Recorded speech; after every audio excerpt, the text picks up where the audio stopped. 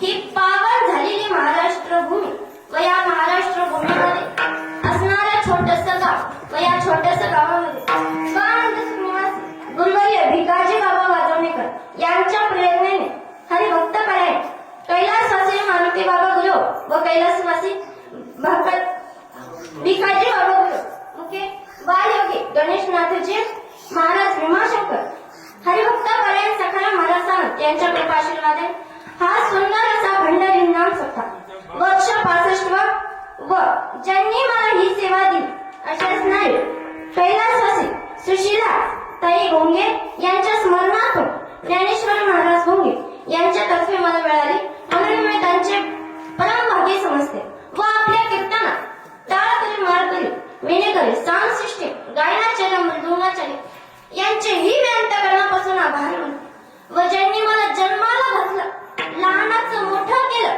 त्या माऊलींच्या दारा शिकण्यासाठी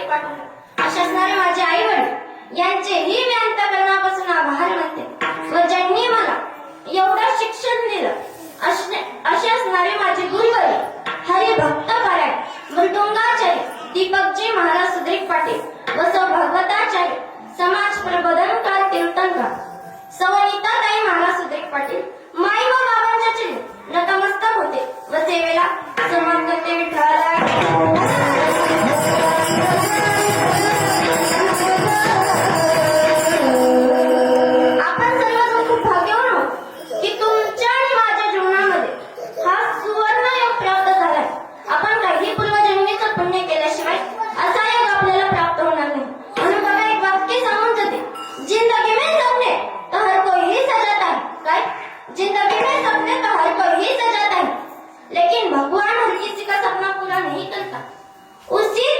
इस धर्म मंडप में हर कोई आना चाहता है, लेकिन जो आता है ना उसे हमारे भगवान ही बुलाते हैं.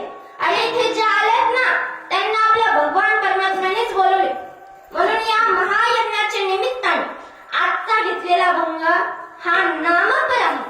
त्या नामानुसार आज पहिल्या दिवशी भगवंताच्या नामाचं वर्णन करायचं, दुसऱ्या दिवशी संतांचं वर्णन करायचं, सातव्या दिवशी मागणी पद म्हणजे आपण देवाकडे काय मागायचं हे वर्णन करायचं. तिसऱ्या, चौथ्या, पाचव्या, सहाव्या दिवशी आपण कुठलाही अभंग घेतला तरी चालतो. काल्याच्या दिवशी काल्याचा अभंग व गवळणी घ्यायच्या. त्यानुसार आजचा घेतलेला अभंग हा नामपर आहे. ज्ञानोबरायांचा घेतलेला आहे. ज्ञानोबराय अभंगातून भक्ताचे महत्व व नामाचे महत्व सांगतात. विठ्ठला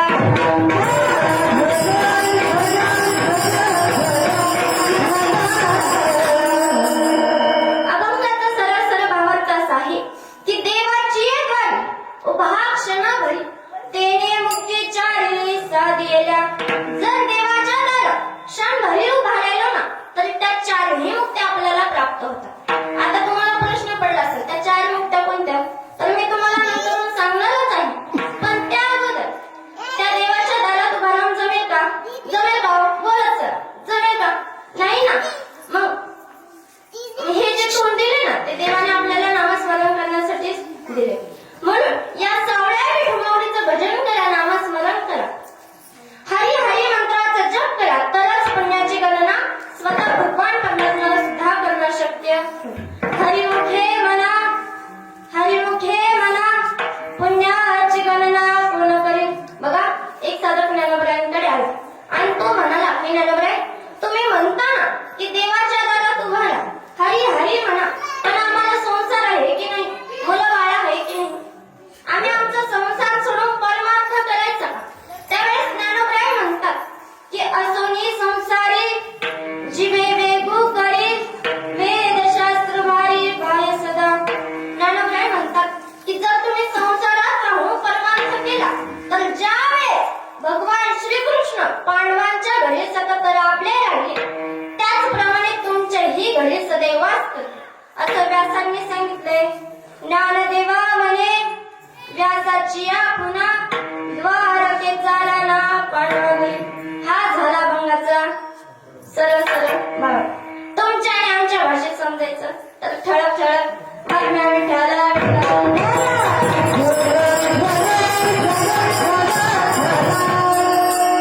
आता कीर्तन गोड असेल मग महाराज कीर्तनात बसलेली माणसे ही तितकीच गोड असली पाहिजे. मग तुम्ही गोड आहे असं मला वाटण्यासाठी तुम्ही काही गोष्ट करणं गरजेचं आहे.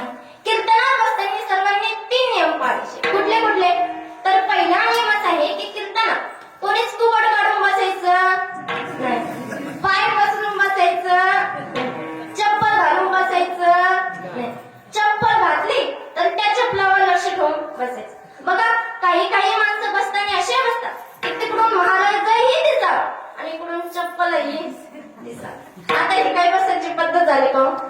आणि दुसरा नियम असा आहे की कीर्तनात बसताना सर्वांनी ताठ बसायचं, कारण आपण इतक्या सुंदर मातीत जन्माला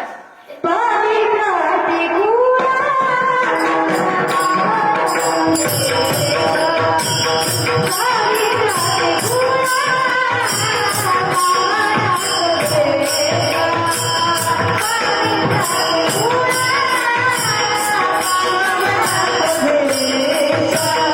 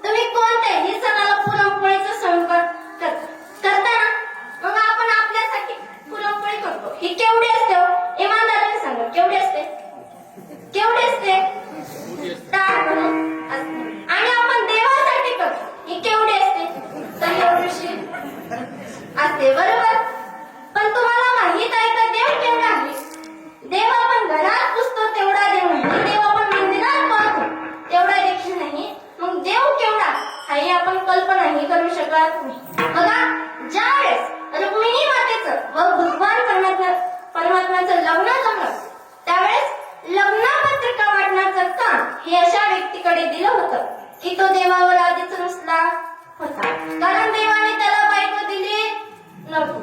असं कोण तर ज्याचं शेंडी हलवून नारायण नारायण भजन चालू असतं.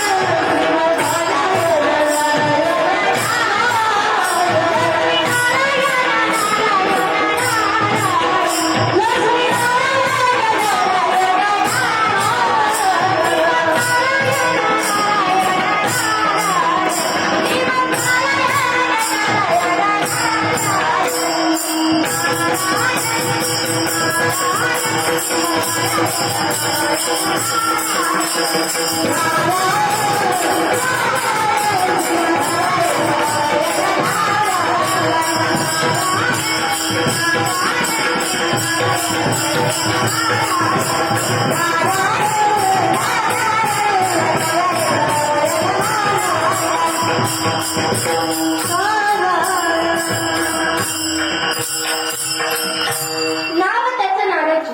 नारदजींकडे पत्रिका वाटण्याचं काम दिलं तेव्हा नारदजीने ठरवलं की आपण देवाच्या लग्नात असे पाहुणे बोलवायचे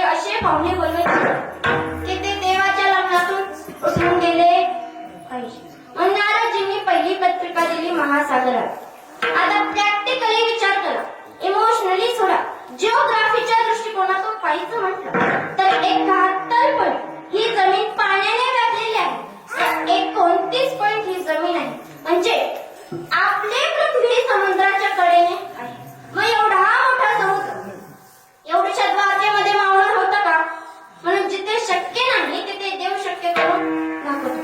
तुझ्या सत्तेने वेदांची बोलणे, सूर्याचे चालणे तुझ्या आवडते, कारण भगवंताच्या सत्तेशिवाय वृक्षाचं पान देखील हलत. वृक्षाचे पाने हारी ज्याची सत्ता राहिली अहंता मग कुठे. म्हणजे जिथे शक्य नाही तिथे देव शक्य करून दाखवतो. आता तुम्हाला देवाच्या डोक्यात एक तर केस दिसतो का? पण देवाने तर हाताचा केस उपटला, तो हा केस त्या महासागराला मावला. मग तुमची एवढीशी पुरणपोळी कुणाच्या नाकात घालायची?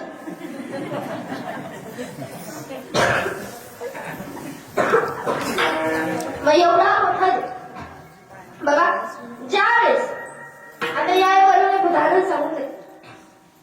तुकोबाराया भंडारा डोंगरावर भजन करायला गेले. एक दिवस त्यांच्याकडे एक व्यक्ती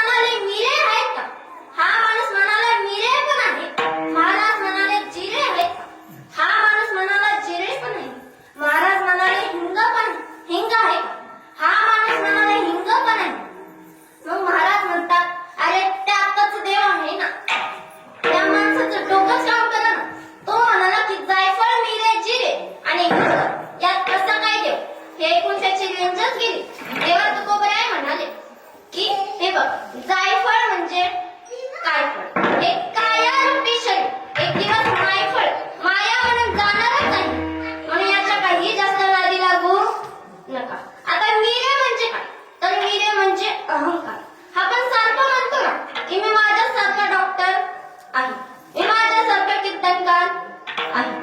यो मीपणाचा अहंकार एक दिवस जिरे म्हणून जाणारच आहे आणि एक दिवस जिरे म्हणून गेलं ना तर आपण देव झाल्याशिवाय राहणार नाही. हिंग म्हणजे देव. अहंकार गेला तुका म्हणे देव झाला. एकदा की मीपणाचा अहंकार केला तर आपण देव झाल्याशिवाय राहणार नाही. म्हणजे तुम्हाला सांगायचं एवढंच की देवाचं नाव घेतल्याशिवाय काही पर्याय नाही.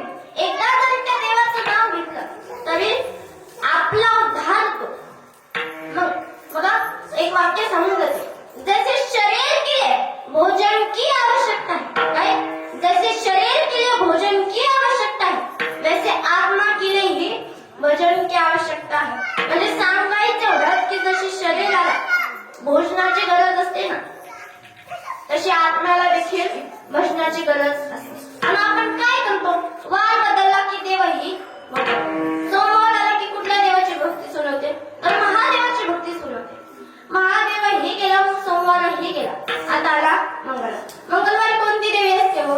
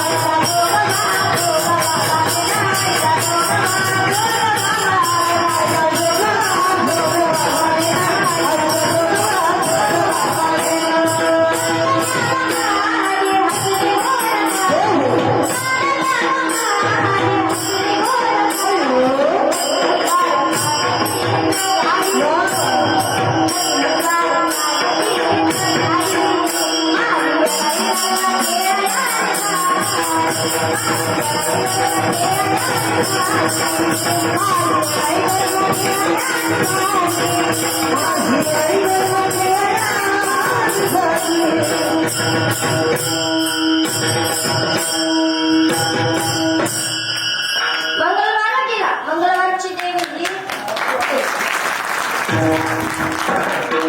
आता आला बुधवार. बुधवारी कोणता देव असतो? तर विठ्ठल. विठ्ठल हे गेला बुधवार हे गेला. आता आला गुरुवार. गुरुवारी कोणत्या देवाची भक्ती सुरू होतो? तर मन लागो रे लागो रे मन लागो रे लागो मन लागो रे लागो रे मन लागो रे लागो रे मन लागो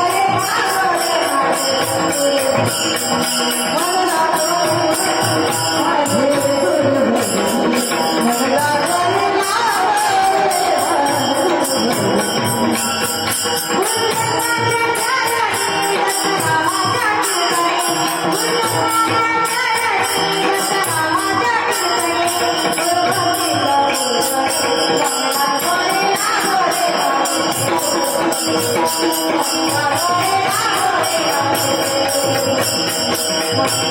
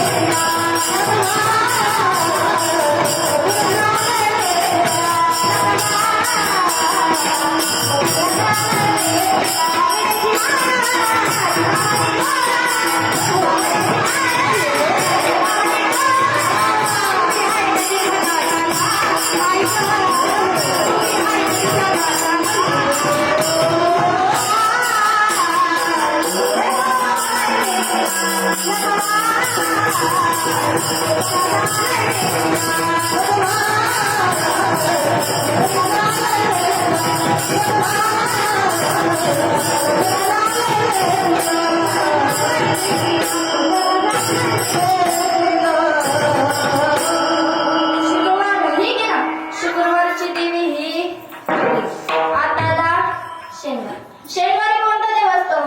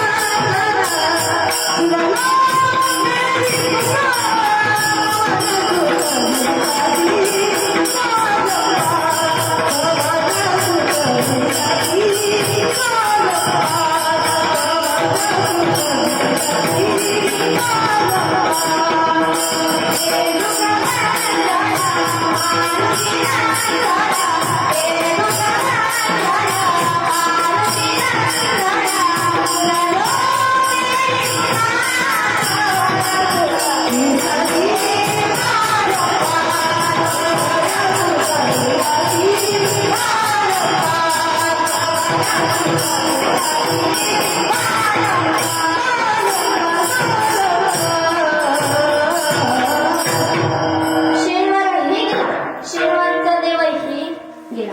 आता आला रविवार. रविवार कोणत्या देवाची भक्ती?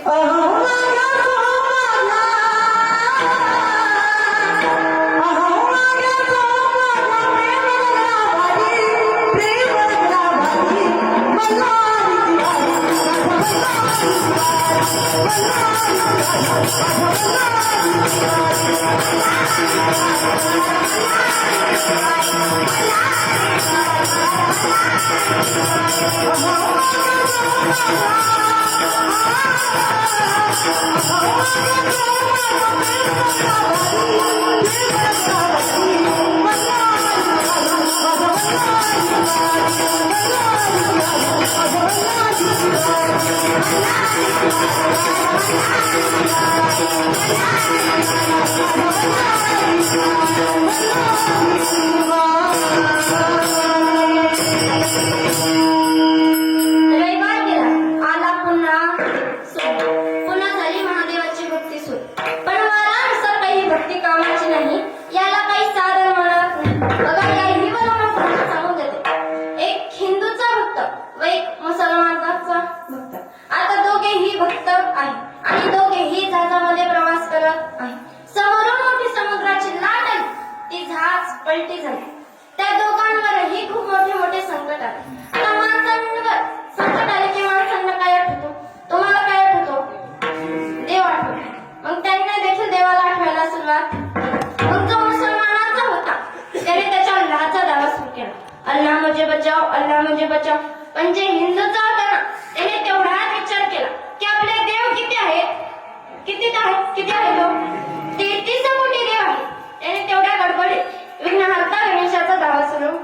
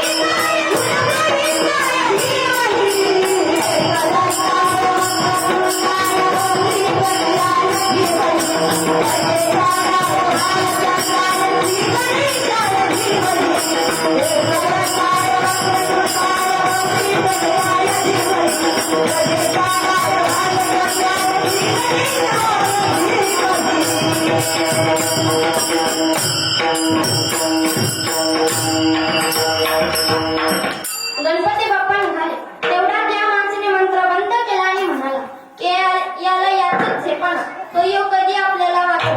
त्याच्यापेक्षा याचा बाप बरा. आता गणपती बाप्पाचे पप्पा कोण? तर भगवान शंकर. त्याने भगवान शंकराचा दावा सुरू केला. जटाटवी गल प्रज्वल प्रवाह भावितस्थल गले लंबे लंबितं भुजंग तुंगमाला डमड डमड डमड डमड निनाद डमड चकार चंड तांडव शिव शिवाय. भगवान शंकर म्हणाले. तेवढ्या त्या माणसाने पुन्हा मंत्रवंत केला आणि म्हणाला की भोळे ते भोळेच नाही, याच्यापेक्षा यांचा मित्र स्वर. आता भगवान शंकराचे मित्र कोण हो? तर भगवान विष्णू.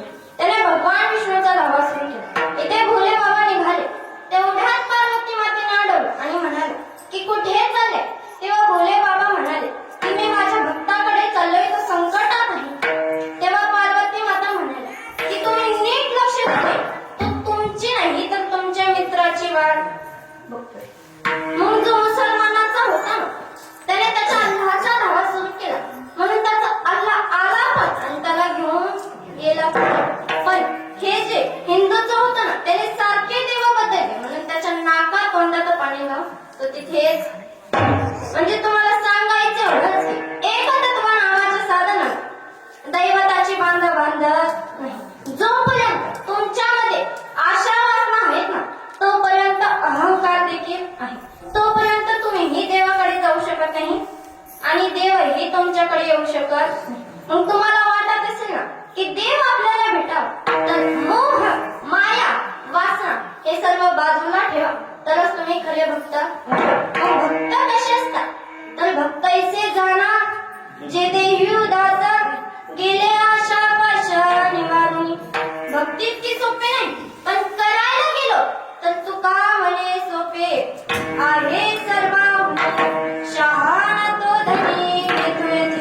हे काही वेड्या माणसाचं काम आहे, तर हे शहाण्या माणसाचं काम आहे. मग शहाणा कोणाला म्हणा? ज्याला कळलं की आपण जन्माला कशासाठी आलोय, तो शहाणा माणूस. मात्र शहाणा माणसाला दुःख नको, मात्र आनंद पाहिजे. म्हणजे शास्त्र सृष्टीने यांना मुक्तीची इच्छा नको, पण एक मुक्ती नाही तर चार मुक्त्या आहेत. ज्ञानोबरायांनी हरिपाठाची सुरुवात अशी केली की ते चारही मुक्त्या कोणाला मिळतात? जे देवाच्या दारात क्षणभर उभा राहतील त्यांना. एक तर ते संत देऊ शकतात, नाहीतर देव देऊ शकतो. म्हणून खूप तळमळ करायची काही गरज नाही. एकदा तुम्ही त्या देवाच्या दारात उभा राहा, कारण आपला मोक्ष त्या देवाच्याच हातात आहे. हेच महाराज अभंगाच्या प्रथम चरणात देवाची द्वारी उभा करा,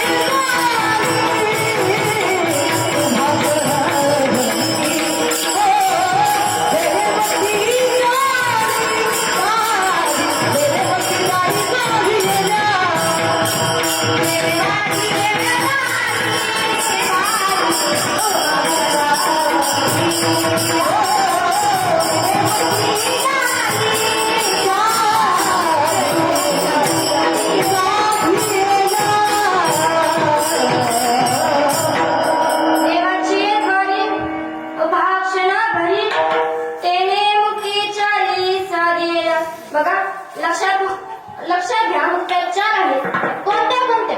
समीपता, सलोपता, स्वरूपता व संयुजता. या 4 मुक्त्या आहेत. मग आपण देवाच्या जवळ जाणं ही समीपता मुक्ती आहे. आपण देवाच्या लोकांमध्ये जाणं ही सलोकता मुक्ती आहे. आपण देवाचं स्वरूप पाहणं ही स्वरूपता मुक्ती आहे. आणि आपण स्वतः देव होणं म्हणजे ही सायुज्यता मुक्ती. ते मुक्ती 40 साधलेल्या. बरं गेलो आपण देवाच्या दारात, पण तुम्हाला सोपं करून सांगते. देवाच्या दारात उभा राहून जमेल का? नाही ना. तर हाताने टाळी व मुखाने भजनही करा ना. आता बोलता बोलता विषय निघाला तर टाळ्या वाजवण्याचा आपण सांगून द्या. बघा, एका वर्षात जर आपण 1000 टाळ्या वाजवल्या तर बीपी होत नाही, ब्लड प्रेशर वाढत नाही. एका वर्षात जर 2000 टाळ्या वाजवल्या तर शुगर होत नाही. एका वर्षात 3000 टाळ्या वाजवल्या तर अटॅक येत नाही. आणि लास्ट एका वर्षात जर 4000 टाळ्या वाजवल्या तर जागेवरच जाशील. म्हणून थोड्याच वाजवा, पण प्रेमाने वाजवा. आजकाल लोकांना मंदिरात जायची खूप घाई झाली. लोक म्हणतात की देव जिथे असेल तिथे असेल, फक्त आमचा हात ते देवाच्या चरणाशी लागायला पाहिजे. म्हणून शंकराचार्यांनी वर्णन केले की करारविंदे पदारविंद मुखारविंदे विनवेशंत तटस्थ पुत्रस्य पुतेशान बालमुकुंदम मनस्न. आता याचा थोडक्यात अर्थ सांगून जाते बघा. कर म्हणजे हात, पद म्हणजे भगवंताचे चरण. करारविंदे पदारविंद मुखारविंदे विनवेशंत. आपला हात त्या भगवंताच्या चरणाशी ठेव. मग काय होईल? तटस्थ पत्रस्य फुटेशान बालमुकुंद मनस्मरण. मनापासून त्या भगवंताचं नामस्मरण कर. मंत्र श्रीकृष्ण गोविंद हरे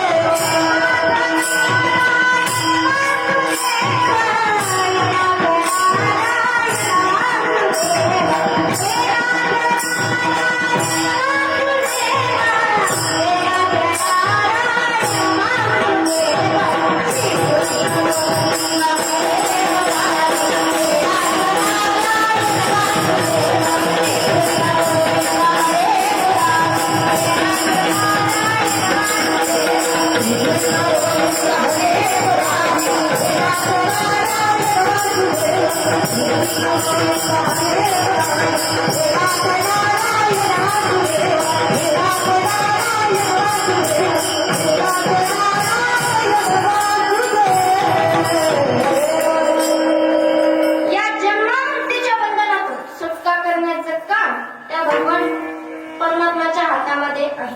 म्हणून त्या भगवंताचं नाव घेतो.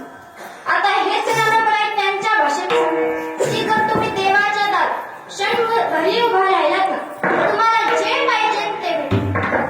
आता माता मुली, तुमची लेकरं सात्विक होण्यासाठी तुमच्या घरी परमार्थ असणं फार गरजेचं आहे. तुम्हाला वाटत असेल ना की तुमची लेकरं चांगली जन्माला आहे, तर 2-3 गोष्टी करा तर चांगली लेकरं जन्माला.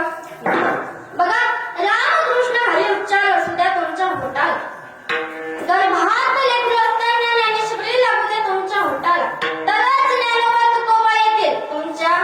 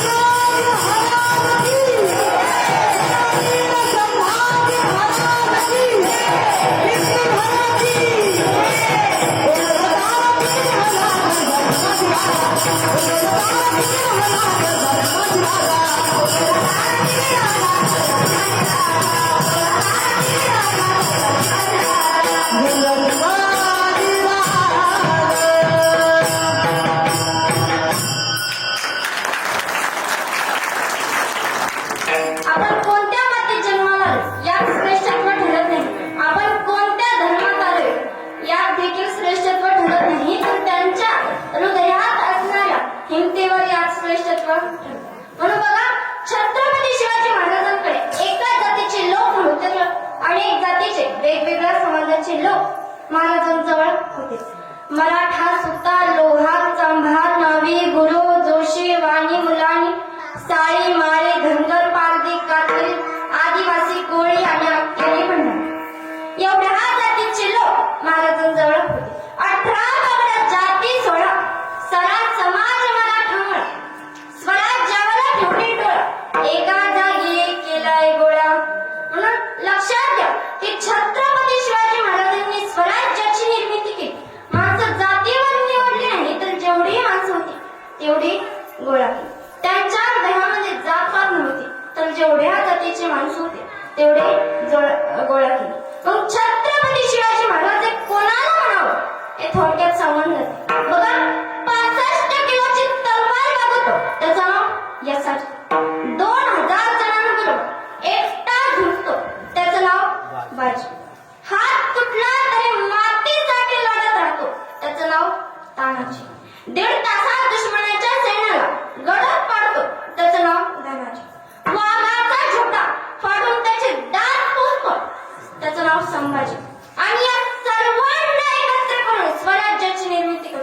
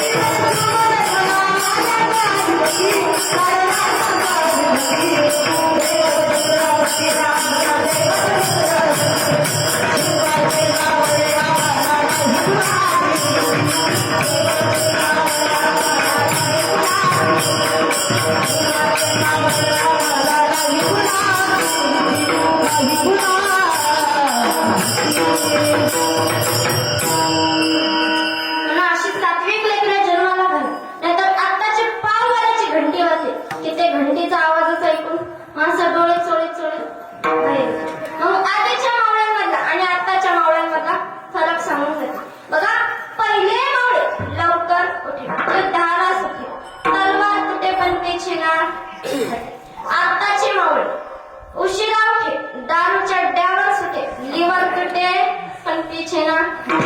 इथून पुढे जाऊन सांगते बघा. उशिरा उठे, पुरींच्या मागे सुटे, थोबाड फुटे पण पिछे ना. महाराज, हे आताचे संस्कार आहे, पण देवाने तुम्हाला इतका सुंदर चान्स दिलाय ना, तर त्या संधीचं सोनं करून कारण हा देव एकदा गेला की पुन्हा मिळणार नाही. म्हणून सुभाष शतकार म्हणतात की पुनर्वितम पुनर्मित्रम पुनराया पुनर्मणी एकच पुन्हा लभ्याम न शरीरम पुन्हा पुन्हा. गेलेली संपत्ती पुन्हा मिळेल, गेली बायको पण पुन्हा मिळेल, गेलेला मित्र पुन्हा मिळेल, पण माझी एक गोष्ट काळजावर लिहून ठेवा की लाईफ इज नॉट वन्स. अरे कितीही पैसे खर्च केले तर 1 मिनिटाचे आयुष्य पुन्हा मिळणार नाही. आयुष्य हे आईस्क्रीम सारखं आहे, टेस्ट केली तरी वितळते आणि वेस्ट केली तरी वितळते. म्हणून चांगले कर्म करत चला, कारण चांगले कर्म करणारी व्यक्ती तुकोबऱ्यांच्या गाथेप्रमाणे. अरे कोणीही किती बुडवण्याचा प्रयत्न केला तरी तरुण जाते, शेवटी अशापर्यंत.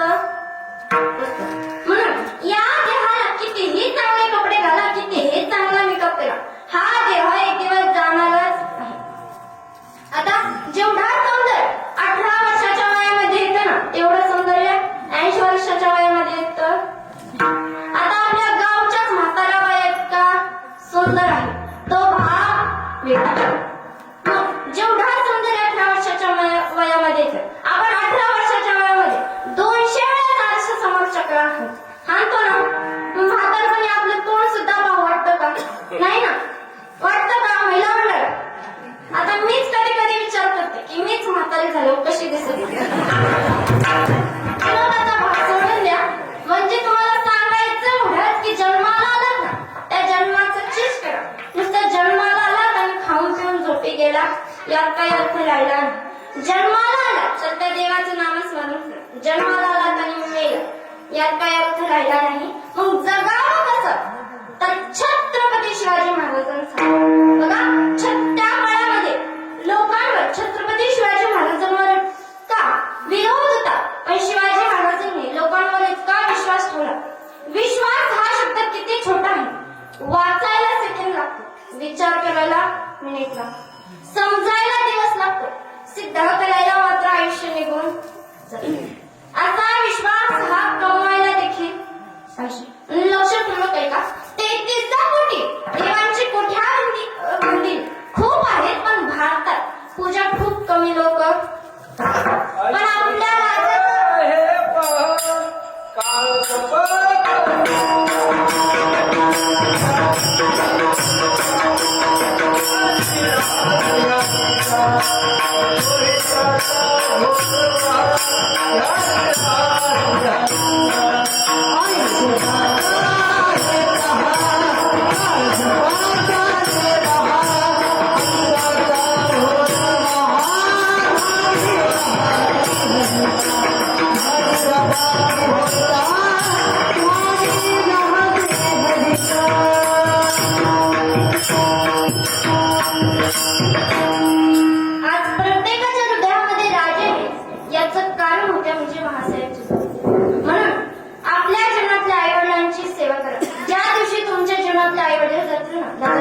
त्यावेळेस तुम्हाला कळेल की आई बाबाचा. म्हणून जरा बायकोच्या पत्राला जरा सुद्धा धक्का लागला तरी ती म्हणते की माझा पदार्थ खराब होईल. पण जी लहानपणापासून आपल्या लेकराला साडीच्या पत्राने तोंड पुसत आलेली असते ती आईच असते.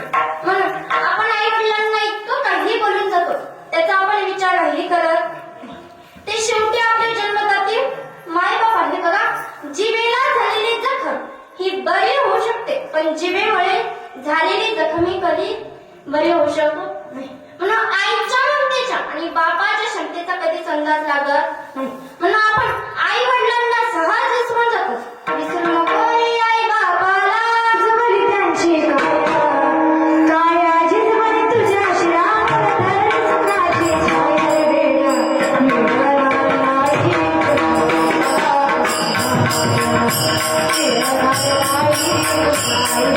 मिळणार नाही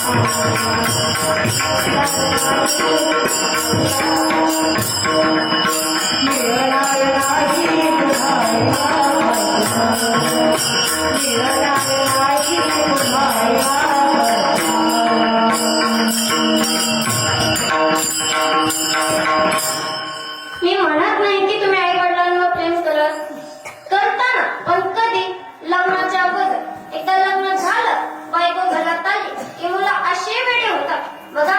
ज्यावेळेस 22 वर्षाच्या मुलाला आई सोडून गेली, आता तो म्हणतोय की कुठेही गोतली. म्हणजे बघा, जर तुम्हाला असं वाटत असेल ना की मुलांना आपल्याला म्हातारपणी भाकर द्यावी, तर मुलाच्या नावावर 7-12 करू नका, नाहीतर लटकते. हा दिवस तुमच्या जीवनामध्ये येऊ नये म्हणून मुलांसाठी पैसे कमवू नका, मात्र संस्कार नक्कीच कमवा. कारण जगात सर्वात मोठा दागिना म्हणजे संस्कार आहे. विठ्ठला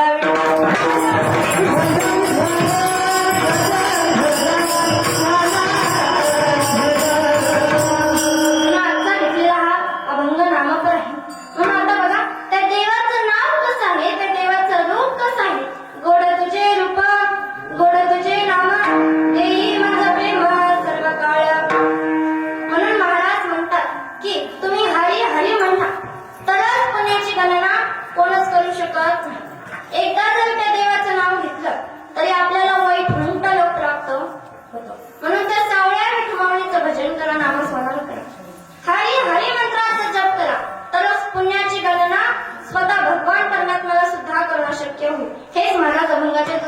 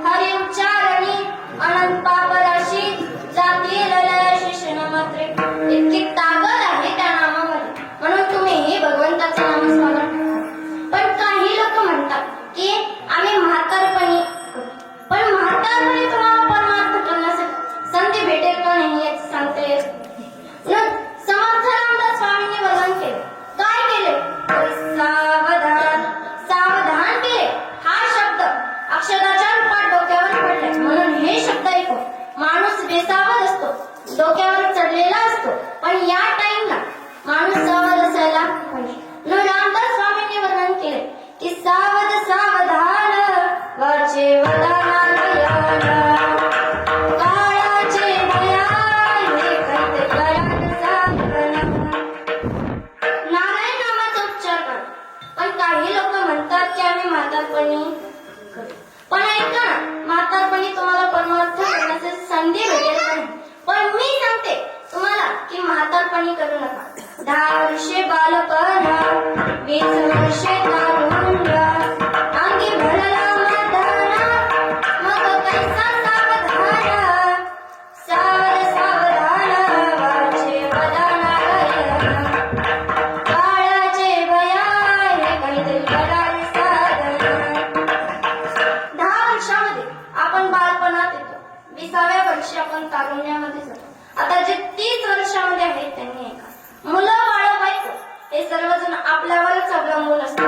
म्हणून परमार्थ होत 30 वर्ष झाली पुढे, 40 आली डोळ्यास, भुरळ पडली कैसी दुराणी जवळी. सावध सावधान वाचे वदनालयन, काळाचे भयान हे काहीतरी करावे साधन. 40 मध्ये चष्मा लागतो, म्हणून आत्ताच ठरवायचं की या डोळ्याने चांगलं बघायचं किंवा. आता 50 खूप अवघड आहे. 50 वर्ष होती हालती दातांची पालती, श्याम कैसे शुभ्र होती त्याची म्हातार मनाती. सावध सावधान वाचे वदनालयन, काळाचे भयान हे काहीतरी करावे साधन. 50 वर्षामध्ये केस पांढरे होतात, पण आताची पिढी फार हुशार आहे. डाय करून केस काळे करते. पण डाय कोणी करावं? ज्याचे आपत्कालीन केस आहेत त्यांनी. पण कितीही डाय करा, 15 दिवसात प्रकरण उघडच पडणार. आता पुढे ऐका. साठीची बुद्धी नाटी, हातात आली काठी, वसवसे करी पाठी त्याची हसती कालटी. सावध सावधान वाचे वदनालयन, काळाचे भयान हे काहीतरी करावे साधन. 60 वर्षामध्ये डोकं काम करत नाही. आपण म्हणावं बाबा चला करताना, बाबांना म्हणावं की म्हातारीने भाकरीच दिली. आपण म्हणावं बाबा मग कीर्तनाचा मंडप कुठे, बाबाला म्हणावं की म्हातारी घरातच आहे. म्हणजे यांचा काही वेळ लागत नाही, यांचं डोकं काम करत नाही. आता सत्राची झाली रचना, बसल्याने उठवेना, उठल्याने चालवेना, मग तो झाला दैन्यवान. सावध सावधान वाचे वदनालयन, काळाचे भयान हे काहीतरी करावे साधन. 70 वर्षामध्ये बसलं की उठवत नाही, उठलं की चालवत. आता 60 आणि 20 किती होत? किती? 80. मग तो झाला अपयश. पाण्याविना मछली देशी जीव कसा. आता पुढे वर्ष झाली 90, जल बोलविना एक शब्द, स्त्री पुत्र म्हणे प्रसिद्ध, आता तोडा संबंध. सावध सावधान वाचे वदनालयन, काळाचे भयान हे काहीतरी करावे साधन. मुलं बाळ बायको हे सर्वजण म्हणतात की आता तोडा संबंध. ही 90 वाल्याची पिढी आहे. मग 1 शतक पूर्ण झाला, आला तसा वाया गेला. रामदास स्वामी म्हणे योगी सावध झाला. सावध सावधान वाचे वदनालयन, काळाचे भयान हे काहीतरी करावे साधन. म्हणून महाराज म्हणतात की आता तरी तुम्ही भगवंताचा इथून मागं नाही, पण आता तरी पुढे हाची उपदेश नका करू नाश आयुष्याचा. म्हणून तुकाराम महाराज शेवटी कंटाळून म्हणतात की तुका म्हणे गेलो सांगता सांगता तरीही कोणी ऐकलं नाही. मग मी तर लहानच आहे, माझं कोण ऐकलं? काहीही करा त्या भगवंताच्या नामाशिवाय पर्याय नाही. एकदा तर बघा ज्ञानोबराय म्हणतात की ज्ञानोबरायांनी या समाजासाठी ज्ञानेश्वरी हा ग्रंथ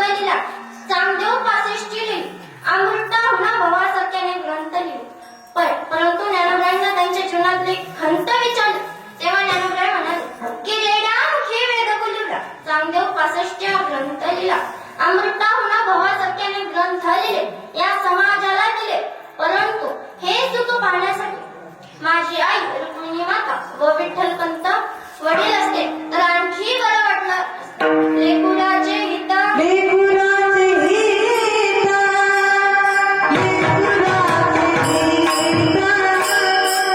लेकुराचे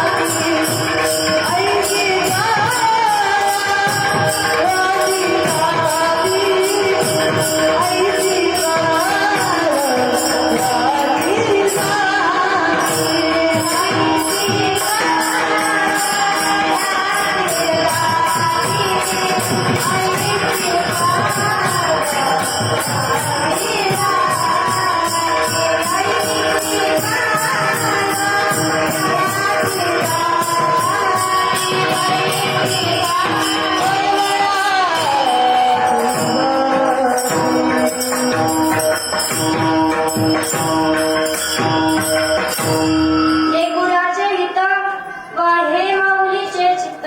बघा, मला दोन गोष्टी सांगून देते. जीवनामध्ये कलेचा अभिमान कधी करू नका. माझी विनंती आहे तुम्हाला. आता तुम्हाला बोलायचा हक्क नाही मला, पण नारदाच्या गादीवर उभी आहे म्हणून बोलून जाते. ही जी सत्ता दिली आहे ना, ती सत्ता तुम्हाला समाजाने दिलेला आशीर्वाद आहे.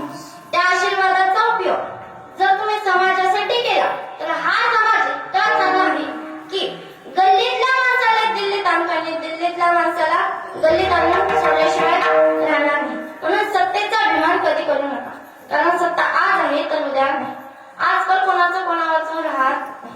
आधीचे लोक म्हणायचे की इंदिरा गांधी गेल्यावर देशाचं काय होईल, पण सोनिया गांधी आलेच ना. सोनिया गांधी गेल्यावर कोणी, पण मोदी साहेब आलेच ना. मग आता मोदी साहेब गेल्यावर कोणी, पण कोण नाही तर कोण येईलच ना. म्हणून इथे कोणाचं कोणावरचं राहत नाही. बघा, एक वाक्य सांगते, आवडलं तर टाळ्या वाजवा. बघा, एक व्यक्ती स्मशानातून खाकी कपडे घालून चालत होता. तिथे एक वाक्य लिहिलं होतं की मंजिल तो तेरी यही थी, गुजर गया वक्त ये आते आते, क्या मिला तुझे इस दुनिया से, अपनों ने ही जला दिया. तो व्यक्ती स्मशानातून चालत होता. त्याच्या पायात चप्पल नव्हती. त्याच्या पायाला हाड टोचलं. ते हाड बोलू लागलं, अरे एक दिन निकले सैर करने, मन में कहीं आराम थे, एक तरफ हरियाली थी और एक तरफ शमशान थी. अरे पैर के नीचे चुभी हड्डी के बथान थे, चलने वाले समझ कर चल, हम भी कभी. ते हाड बोलू लागलं, अरे बेटा तू जसं खाकीचे कपडे घालून मिळवते ना, अरे काही दिवसांनी मी हे चार चार कपडे घालायचे, पण माझी सुद्धा माती 50 लाख घ्या किंवा 50 कोटीची गाडी घ्या, तुमचा शेवटचा मुक्काम हा स्मशान भूमीतच आहे. अपने खातिर महल बनाया, आप ही जाकर जंगल में सोया. म्हणून जगातला कितीही मोठा व्यक्ती असला तर त्याला कधीच त्याच्या बंगल्यात पुजत नाही. मग कुठं पुजतात, तर स्मशान भूमीतच. तो जर जास्त श्रीमंत असला तर त्याला जाळायला चंदनाची लाकडं व तूप टाकतात, पण जाळतातच ना. म्हणून इथे कोणाचं कोणावरचं राहत नाही. म्हणून सत्तेचा, श्रीमंतीचा आणि सौंदर्याचा कधीच माज नका. आता फक्त महिला मंडळ हातला, फक्त